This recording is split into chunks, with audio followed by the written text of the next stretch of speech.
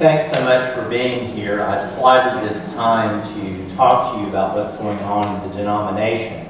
I've had this time up until about 10:15 marked. At 10:15, those of you who are involved with teaching the children's Sunday school will be able to depart at that time.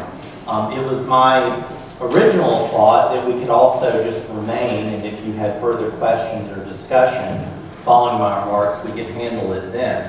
I'm told, though, that the choir has to rehearse its number for today and will be testing the sound system, and it apparently makes them nervous when you listen to them rehearse. So I'm asked if, after 10:15, we can make our way to other parts of the church. John Wesley, the founder of the Methodist Church, said that in all things that do not strike at the heart of the gospel, think and let think. That is one of the major principles and tenets of the United Methodist tradition.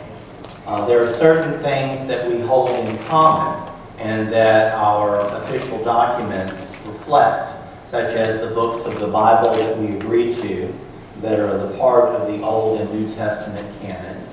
We agree that we have two sacraments. We have a common history of worship, a common hymnody. These are all things that we share. And we also agree that we profess Christ, we profess salvation by professing salvation through Jesus Christ. These are all things that we have in common. And those are part of the gospel-related issues. The debate is what, in addition to those things, can be considered a heart of the gospel issue. And we have been in debate since 1972, formally, about the nature of human sexuality and if it is possible for gay and lesbian couples to live in full inclusion within the United Methodist tradition. This is something that has been debated about and has increased in intensity. The formal teachings of the United Methodist Church are found in the Book of Discipline. This is a book that is reviewed and added to and edited every 4 years when a representative body known as the General Conference gets together to meet. And at issue right now is a special called General Conference for February, and what that will mean for how we see ourselves in relationship to this issue. I'm going to look at this in 3 ways. First, I'm going to look at the spectrum of where people are in the United Methodist Church on this issue. Second, I'm going to look at how specifically the General Conference in 2016 and in February of 2019 will address our stance on these issues. And third, what you and I might do going forward between now and February. The Book of Discipline states that we recognize that homosexual persons, as all other people, are people created by God and of sacred worth. We all, as the Bible testifies to, are equally in need of God's grace and equally loved and cherished by God. We recognize that the practice of homosexual activity is incompatible with biblical teachings. There are only 2 things that the Bible uses the phrase incompatible with Christian teachings about. One is homosexuality, and the other is war. Because of this stance, we do not ordain openly gay and lesbian people. We recognize that marriage is between one man and one woman, and we recognize that sexual expression is appropriate only within the confines of a monogamous heterosexual relationship or in the bonds of celibacy. So if someone who is gay or lesbian is ordained in the United Methodist Church and open about that, that person is expected to remain celibate. And all married clergy and laity are expected to remain monogamous. The debate is whether or not it is possible for 2 adults, 2 women or 2 men, living in a committed monogamous relationship to live under the same guidelines and principles as heterosexual couples? Are we in the United Methodist Church able to recognize this? So the first point has to do with the spectrum of where we are. Imagine that there is a line here in front of me above the pulpit. And at one end of the line, you have the traditionalist view. And at the other end of the line, you have the progressive view. These are both terms that are used by people who are affiliated with those two movements. Traditionalists recognize the stance that the United Methodist Church takes on human sexuality, that homosexual practices in any form are incompatible with Christian teachings. And that is the stance that they have. Progressives would like to also be able to include people who are gay and lesbian to live and enjoy the same rights as heterosexual couples, being married, rearing children, being a part of the church, being ordained if they feel so called. Among the traditionalists and the progressives, those who are at the extremes, they feel so strongly about their positions that they are comfortable with the prospect that the United Methodist Church may fracture or split in some ways over this particular issue. Those who are traditionalists feel very strongly about their position, and they are particularly uncomfortable that when Methodist clergy violate our stance on this issue, that the penalty for that tends to be light. If somebody violates this, if a pastor, for instance, were to officiate at a wedding of a gay couple and sign off on it on a legal document, that person could be brought up on charges, and the charges could be as serious as having that person turn in his or her credentials. That means not just that that person is no longer a pastor of a particular church, but that person is no longer ordained and no longer to serve in the United Methodist Church. We've had two examples here in the Virginia Conference of clergy who have officiated at the weddings of gay couples. In one case, it was a retired pastor, and in the other case, it was the pastor of a congregation. And with both of them, they were found guilty of violating what the Book of Discipline instructs them to do. And the penalty was 2 months' suspicion without pay. And in the case of the retired pastor, he already had other means of income, and so that wasn't an issue for him. And in the case of the pastor of a congregation, she was a part of a network that took together a cash offering to give to her that would be the equivalent of that 2 months of salary that she had lost. So among the traditionalists, they are particularly upset when something like that happens. In other parts of the country, we've also seen an openly lesbian woman who is involved in a relationship with her wife and partner of many years, who was consecrated as a bishop. That's the kind of thing that traditionalists take great issue with.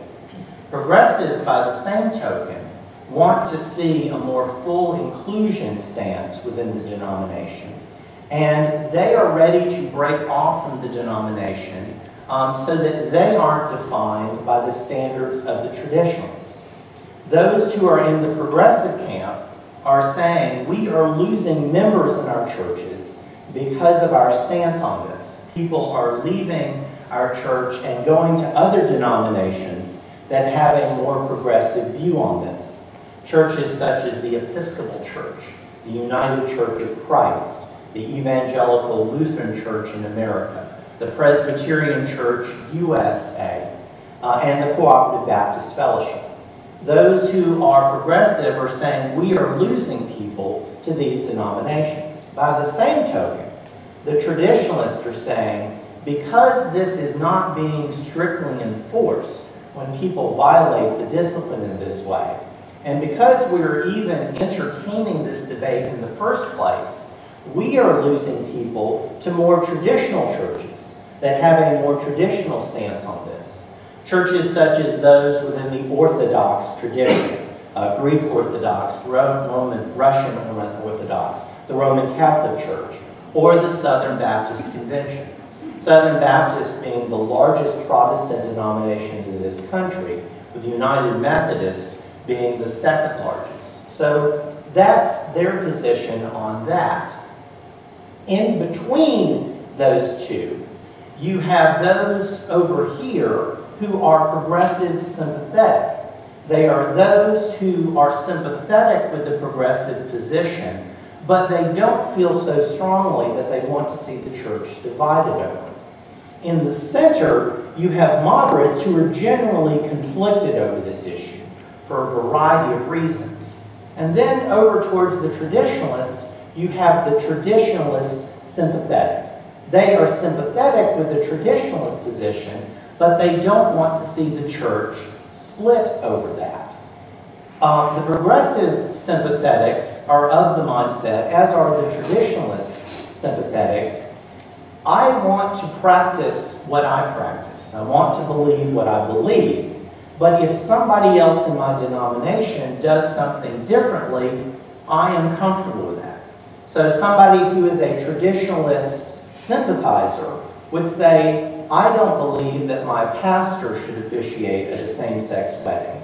But if somebody at another church in the denomination wants to do that, I'm still willing to remain in the same denomination with them. Now, add to this mix the fact that I'm talking about these different groups, and we could put clergy along these particular lines in terms of where they fall, in terms of their sympathies. But when it comes to congregations, there's no one congregation that falls in one camp or another.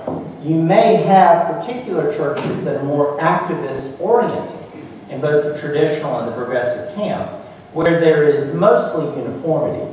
But generally, Methodists are going to be divided as individuals. So within this congregation, I suspect we have different beliefs and a different stance and approach to this particular issue among all of us. So it's difficult to decide how we see eye to eye on this.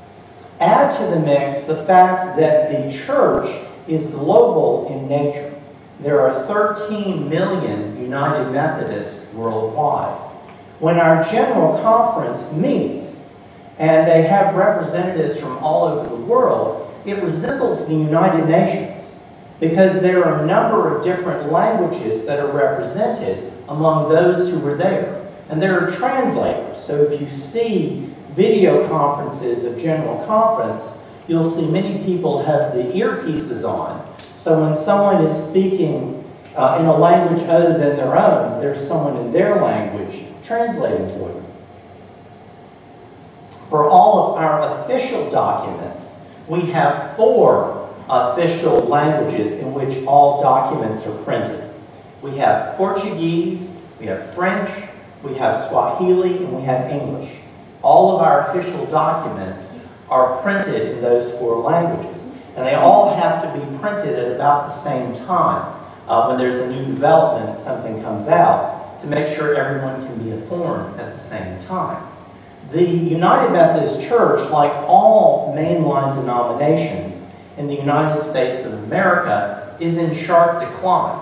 Our numbers have been dwindling since the early 70s when we started debating this issue.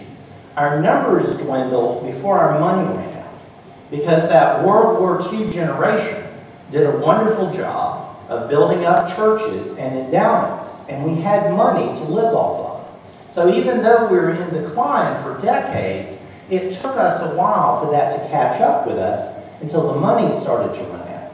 So because we are in great decline here in the United States, that means we are declining in our influence worldwide.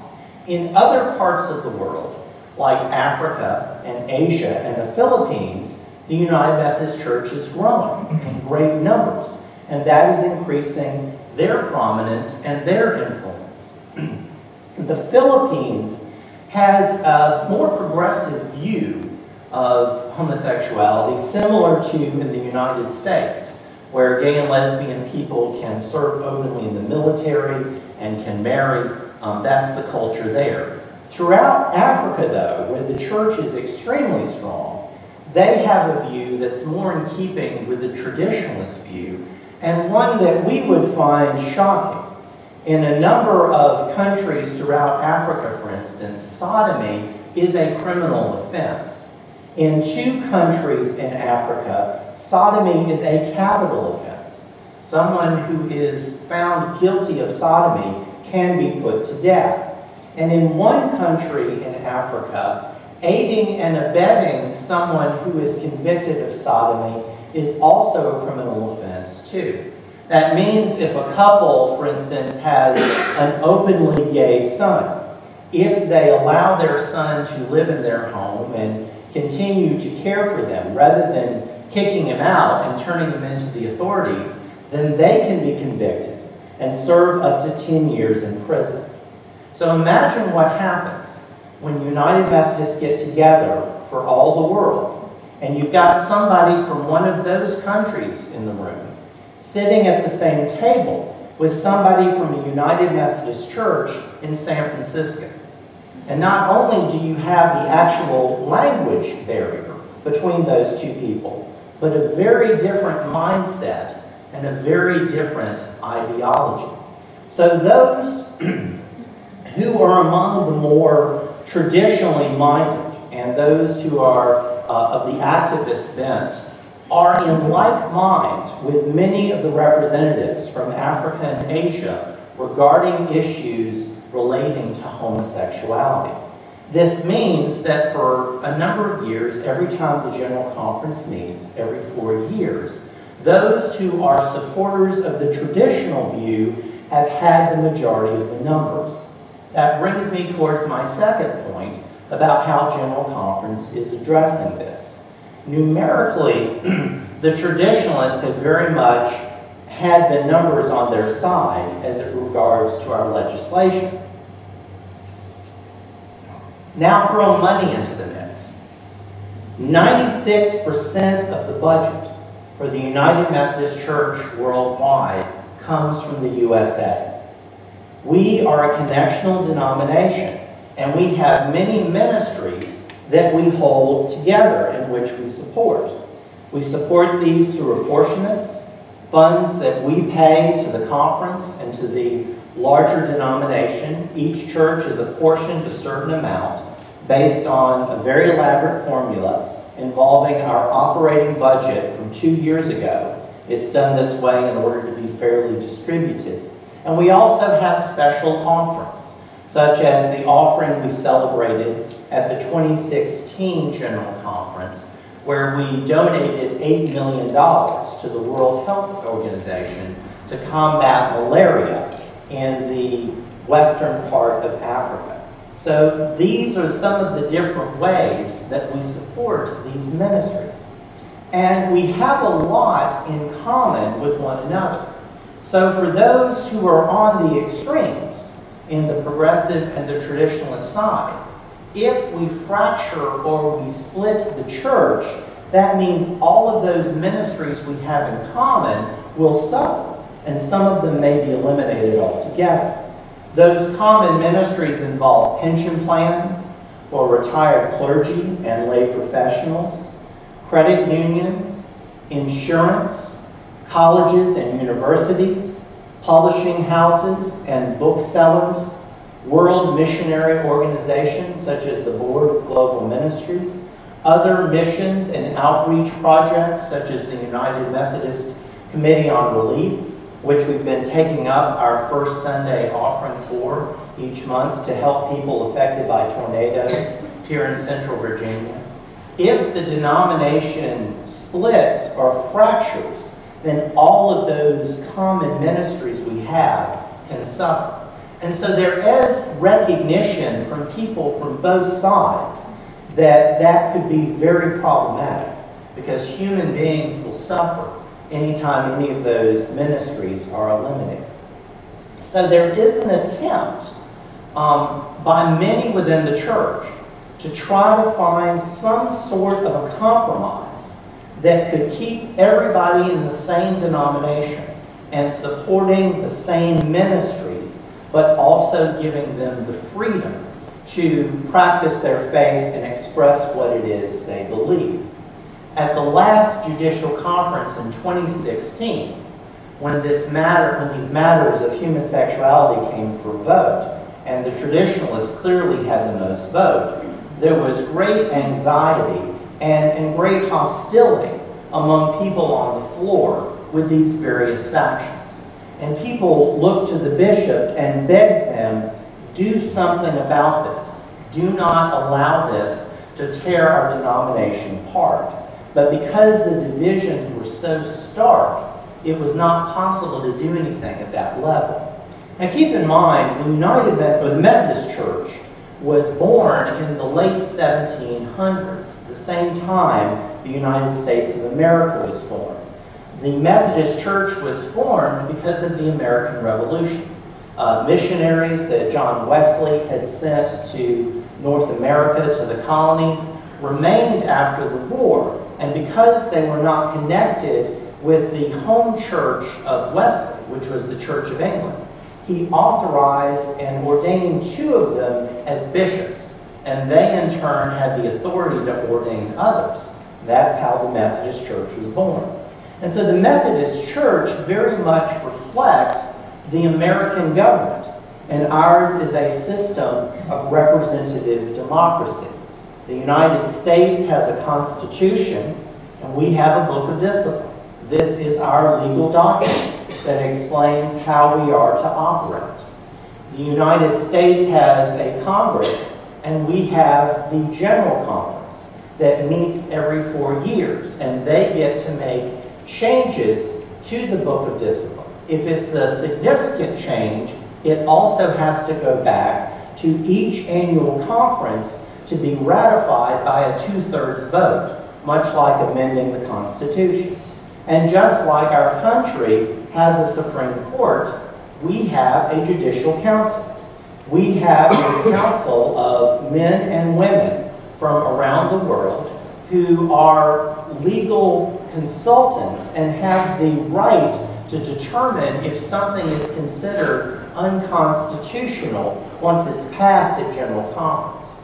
And in some cases, the jurisdictional conference can be seen as kind of frustrating and throwing a monkey wrench into the work of the General Conference. The Judicial Council can take something that has been worked on for years and voted on at General Conference and say, I'm sorry, this is not constitutional, therefore it's not valid.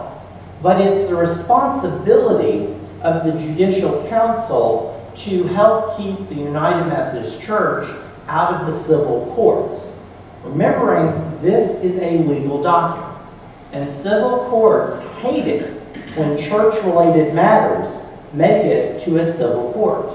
And when the civil court is evaluating whether or not what we did, whether that's a local church or a conference or any ministry or agency, the civil courts look to this document to make sure everything was in accordance. So if anything is inconsistent, if the wording is not consistent throughout, it's the responsibility of the Judicial Council to point that out to us so that that can be noted.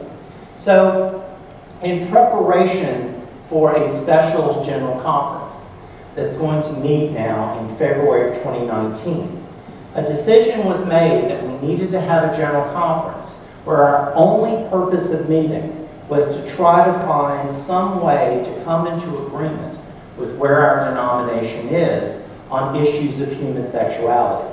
Because, as you can imagine, this is a very hugely divisive issue, and one about which most of us don't have casual opinions, but very strong opinions. Whenever this comes up at General Conference, it sucks the life out of General Conference, and it manages to take attention away from everything else that has gone on. The fact that we wanted to celebrate a gift of $8 million to the World Health Organization that was kind of overshadowed by this debate is just one example from the last one. And as a pastor, I can also appreciate that's one of the reasons I typically don't bring this up in a local congregation. If it is a matter that is somehow directly relevant to us, then we can look at it. But otherwise, because I realize this issue is so hugely divisive, I don't want to bring it up unless there is good reason to do that. So the General Conference is having a meeting just to look at this issue. And in advance of it, a committee was formed, a committee known as the Commission on the Way Forward. This is a committee of lay and clergy members of the United Methodist Church from around the world, many of whom are heterosexual, some of whom are homosexual. And they have been given the task of trying to come up with one plan, or possibly multiple plans, for the General Conference to consider. So in wanting to try to keep the denomination cohesive in the midst of all of this, they came up with 3 plans. One that has received the most attention is what's known as the One Church Plan. It's a plan that takes into consideration where those who are sympathetic progressive and those who are sympathetic traditional are. I don't mind if somebody does something different from what I believe, as long as it doesn't affect who I am. This plan would allow for individual pastors, individual clergy, to decide where they were on the issue of performing a wedding for a same-sex couple. So pastors would have the right to decide whether or not they would do that. No one would have the right to demand that a pastor officiate at a wedding. And by the way, that's actually true now. The decision of whether or not to do a wedding is mine. I have an obligation not to marry people, but to counsel people and decide whether or not to do that wedding. As one of my colleagues said, that's the reason that we do not agree to do the weddings of drunk people. If a couple comes drunk into my office, it is wise for me to say to them, go sober up and come back and let's talk about this. So if I as a pastor had no problem with officiating at a same-sex marriage, I would have the right to do so. If I had objection, I would have the right to do that as well. When it comes to churches, churches would be given the right now to decide whether that's something they wanted to see happen within their church. So if a pastor has no objection to doing a same-sex wedding, but a church does, the pastor would need to say to the couple, well, I can do your wedding, but we'll need to go off property. If both agree, then it can both be a part of that church's ministry. Also with ordination, if someone who is gay or lesbian is ordained and a bishop has objection with that, the jurisdiction will send in another bishop to lay hands on that person and ordain that person, so that the bishop does not have to betray his or her conference. So the One Church Plan, and I'm just giving you part of it, is something that tries to make room for all of these different beliefs and allow us to all be together as a part of the same denomination. The second plan is one that would split the denomination into 3 different branches. There would be a traditionalist branch that would affirm and strengthen the stance that we traditionally have on this. There would be a progressive stance that would completely change the stance we have on this issue. And then there'd be a moderate branch that would be similar to the One Church Plan. Each one would have its own book of discipline. Each one would have its own Episcopal leaders. And then the third plan that the Commission came up with is a traditionalist plan, just by itself, that reinforces the language, but gives it a little more teeth, so that there are specific penalties for anybody who violates our practices based on this. Those are the 3 plans that have been presented. And the Council of Bishops has met, and they voted by a great majority to endorse the One Church Plan. That is the one that they favor, and that is what they're recommending to the General Conference. Now keep in mind what I said earlier, that we are connection.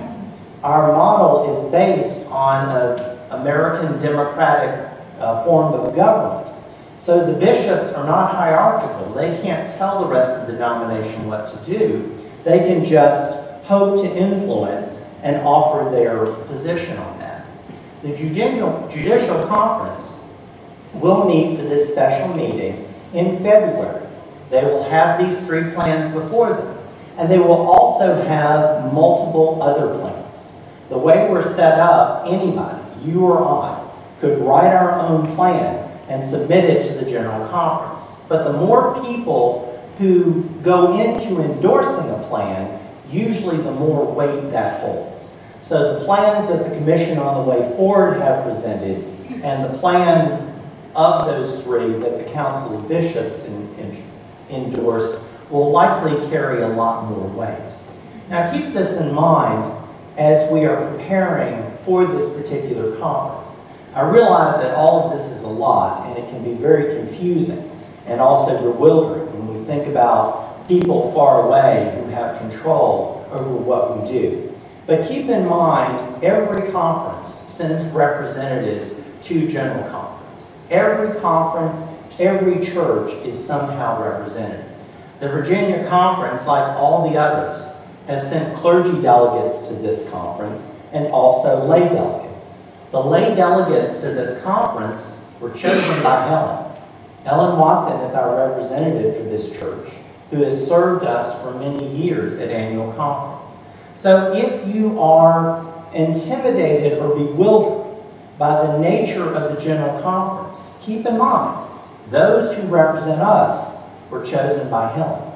So don't ask yourself about people you don't know about. Ask yourself, do you trust Helen? And every single church around this denomination has sent people that they have trusted to vote for their delegates as well. That's true in Virginia, that's true in Northern California, that's true in Sierra Leone, that's true in the Philippines. That's the nature of who we are.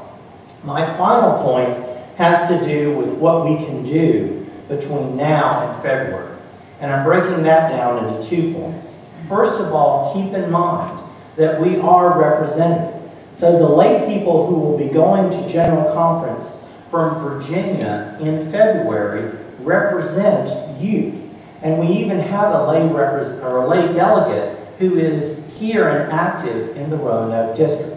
So I'm going to be making available later on the website several resources, including the email address of the lay delegates from the Virginia Conference. And I would encourage them to let them hear from you.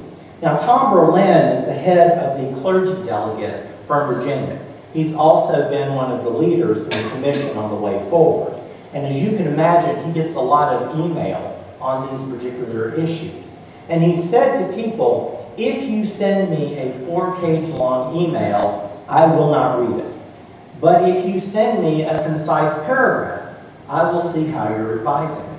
So my recommendation to you is to consider reaching out to the lay delegates from Virginia, but to do so, 1, in small groups, be it Sunday school, be it the women's group, the men's group, the choir, get together and decide on a concise paragraph to inform your delegate as to how you think he or she should vote, and work together on this. If you want to talk with me and get together in small groups during the week, I'm delighted to do this as well. And the second thing we can do is continue to be the church and continue to practice spiritual exercises. All the rest of our work, all of the good things, all of the fruits of this ministry are still there. All of the challenges, from the leaky roof to not having enough bulletins, those are still there too. We will still continue to be the church. And I invite you to participate in spiritual exercises between now and then. This is being encouraged all over the district, the conference, and the denomination. Be in prayer about this. Study scriptures related to this. Engage in fasting, worship. Come to the table for celebration of the Eucharist. Engage one another in holy conversation about this. I have reached out to the pastors of the 2 churches that will be joining us for Charge Conference this year, Huntington Court and Southview. And I have invited the 3 of us to get together with our congregations for a service of prayer and worship. but we can conclude by coming to the table at the end of it. I invite you to be involved in that. If you want to know more about the different groups involved with this and more detail about what it is they're proposing, I will list some of those references on the web page as well. I promised to the choir I would get out of here by at least 1/2 in order to give them time to practice, but we've got about 10 minutes.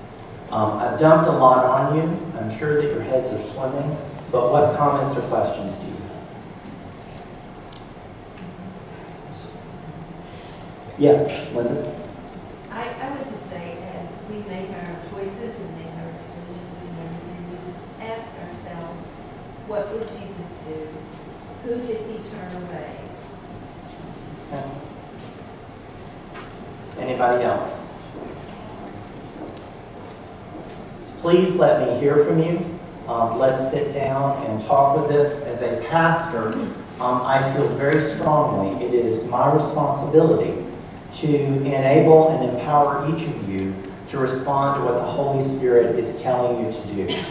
For the same reason that I was hesitant when I first came about telling people what my favorite hymns were, or what I did like, because I didn't want people to think, well, Doug wants to sing this, and we'll do it. It's not my job to tell you where you are on this issue, but I'm happy to talk to you. George? Just a question. The name of the group is Finding the Way Forward, correct? Mm-hmm. And so that, a part of that is beyond February, and beyond the General Conference in February, talking about. And I was listening to some of the information on the conference website, and I think it's important for us to all understand, even at this point, which is an early point, that it sounded like to me that at some point or another, there was going to come a time when each of us could vote. It's not just a matter of Helen voting, not just a matter of those that go to General Conference voting. Sometime after February, regardless of what is chosen, there's going to come a voting time, and it's a very elaborate voting time, because I think the annual conferences vote, it seems to me the jurisdictions vote, and it seems to me that churches vote. And I didn't know if you wanted to address that. It's challenging because we don't know which of the proposals General Conference will take up and how the proposals may be amended. One of the issues at stake, which you bring up, is, with the exception of the one church plan, the other plans that are being offered to General Conference, the 3 by the Commission on the Way Forward, and those from outside groups, all include a provision known as the gracious exit. They are recognizing that there may be some churches that in the aftermath of this, no matter what we decide they don't want to be United Methodist at all.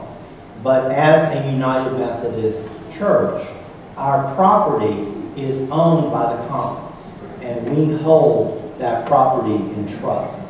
And so in order to leave the denomination now, we would have to pay for that. So those who are making provisions for the gracious exit are considering the possibility that in the future, churches may want to depart from the denomination if that comes down. That is something, though, that we need to go into not lightly, because for one, it can be a little like Brexit, where if we choose to depart from the denomination, we also give up all of the things that have been to our advantage, such as having health insurance for our clergy. That's something you wouldn't have anymore if we left. And also, all of those common ministries that we hold together could potentially suffer if churches leave. Did you have a follow-up? Okay, thanks. Anybody else have a question or comment? Thank you. Let me hear from you. Let me know if you want me to come and talk to your groups, and we'll let the choir have a section.